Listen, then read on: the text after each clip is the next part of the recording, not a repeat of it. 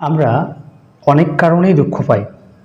আমরা যদি বাংলাদেশের খেলা দেখতে বসি, সেটা হোক ক্রিকেট, সেটা হোক ফুটবল, এই যে গতকালকের ম্যাচ বাংলাদেশ হংকংয়ের খেলা, যে ম্যাচটা আমরা এগিয়ে থেকেও শেষে পরাজিত হইলাম, আমরা এগিয়ে থেকেও হারি, আমাদের আবেগটা খেলার মধ্যে খুব কাজ করে, মানসিক ডিপ্রেশনে আমরা ভুগি।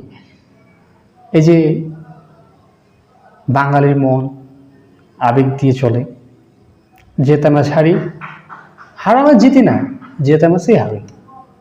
আনপ্রেডিক্টেবল পাকিস্তানের মতো না, কিন্তু আমাদের আসলে কষ্ট দেয় এই যে ঘটনাগুলা।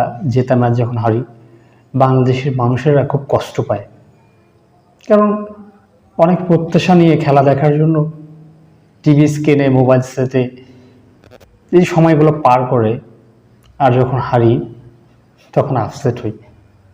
কারণ আমাদের অনেক কষ্টের ভেতরে কিন্তু আমরা যখন জিতি, সেই আনন্দটা আমাদের কিন্তু অনেক আনন্দিত করে, আমাদের দেশকে অনেক ধাপ এগিয়ে দেয়।